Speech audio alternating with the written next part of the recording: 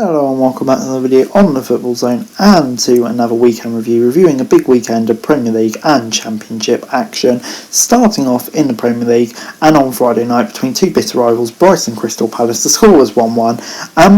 Brighton had some terrible luck in the first half, a missed penalty and a goal disallowed for Neil Maupay, and Palace took the lead, you could argue undeservedly, through Gallagher in the 69th minute, and I'd say justice was kind of done when Anderson equalised with an own goal in the 87th minute. But yeah, I think Crystal Palace will definitely leave the happier.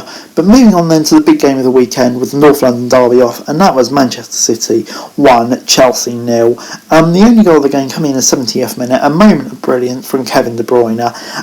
Just an outstanding goal, and what a win this was for City. I know Liverpool won this weekend, but yeah, it kind of does feel like that's the title race nearly done now, or at least Chelsea are definitely out of it. But yeah, it was just an outstanding goal by City, by De Bruyne, and yeah, for me, deserving of the win. Moving on then, Wolves 3, Southampton 1 was the score at Molineux. Raul Jimenez with a penalty put the Wolves ahead before half-time. Cody scored in the 59th minute before Ward-Prowse with probably one of the goals of the season in the 84th minute. What a free kick, just go and watch it if you can, it was just outstanding. And yeah, Traore in the 91st minute, rumours of him leaving, but he scored for Wolves to seal the win, and it's a good win for Wolves. Southampton will be disappointed, but yeah, for Wolves it's good, they were kind of expected to win, they did win. Moving on then, Norwich got a crucial win against Everton in a 2-1 win.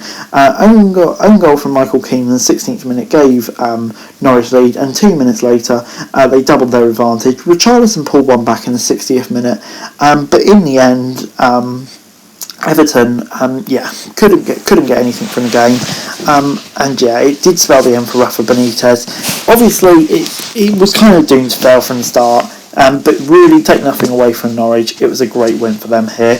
A crucial 6 points from the relegation battle happened at St James's Park between Newcastle and Watford. St Maximin gave Newcastle a lead in the 49th minute before João Pedro in the 88th minute equalised, and yeah, huge win for Newcastle.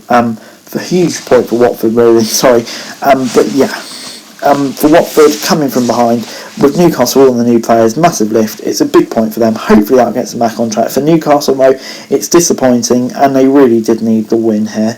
But moving on then to the Philip Coutinho show at Villa Park, even though he was only on the pitch for 20 minutes or so. Bruno Fernandes with a brace gave Manchester United a seemingly comfortable lead in the 67th minute, before Coutinho came on, gave an assist for Ramsey, and then scored himself off an assist from Ramsey in the 81st minute. And yeah, what a great result for Villa, coming from behind. That'll give them a massive confidence boost, but for United, that's really, really poor, bossing a 2-0 lead. Liverpool secured a comfortable 3-0 home win over Brentford in the Premier League on Sunday, but they were frustrated in the first half, and it took until the 44th minute when Fabinho finally got the breakthrough. But then in the second half it was more comfortable. 69th minute, Chamberlain, 77th minute, Minamino gave Liverpool the win. And yeah, for Liverpool, really solid result. Kind of keeps pressure on Man City, but they did what they had to do. For Brentford, it's disappointing, but yeah, this was always going to be a free hit of a game for them, really, wasn't it? But moving on, West Ham 2, Leeds 3 was the score in probably one of the surprise results of the weekend.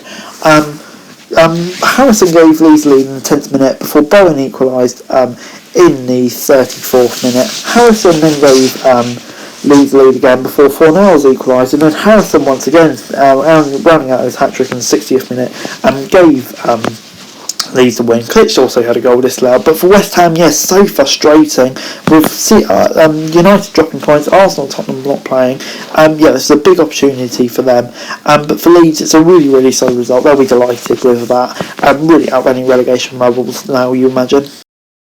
Moving on to the Championship then, and on Saturday it finished Cardiff 0, Blackburn 1.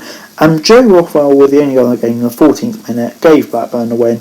They were hanging on towards the end though when Ryan Nyambe was sent off 14 minutes from time, but Blackburn held on, and yeah, they obviously had a tiny bit of a blip with the loss to Wigan in the Cup and a draw to Huddersfield, but yeah, that's a great result to get them back on track. Hang on as well. Cardiff though, they'll be disappointed. This game is always a free hit, but with 10 men for the last 10 minutes, maybe they would have wanted something out of it. Moving on then to a dramatic end at Kenilworth Road, where it finished Luton 3, Bournemouth 2.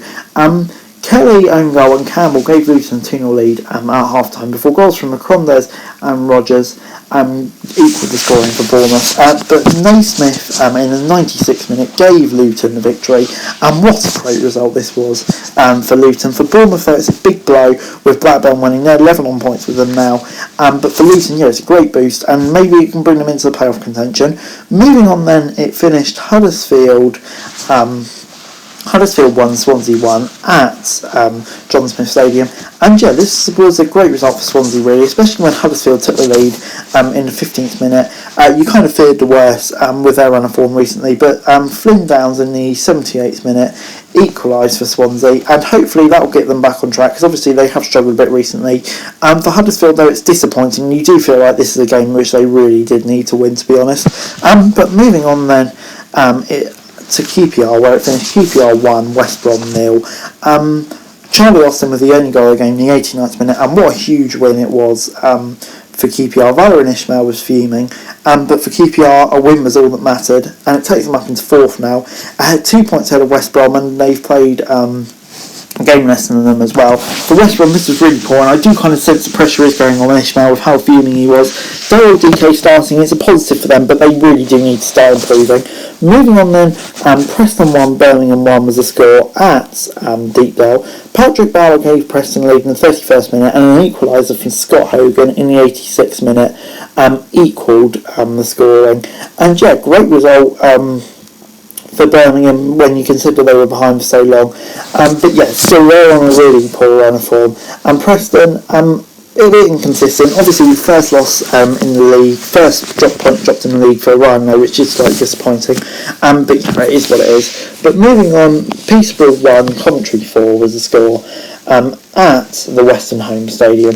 And yeah, Hamer and Gooden gave Coventry a 2-0 lead early on. Graham Paul won back for Peterborough before own goals from Thompson and a goal from Gooden again gave Coventry the win. And yeah, for Peterborough it's a very disappointing result for them, considering Coventry weren't in great form and they do need to pick up if they want to survive. But moving on then, 0-0 Forest 1 was the score at the Den, and yeah, Lewis Grantham the only goal of the game in the 91st minute, and Forest are really starting to build some momentum now with that win over Arsenal last time out.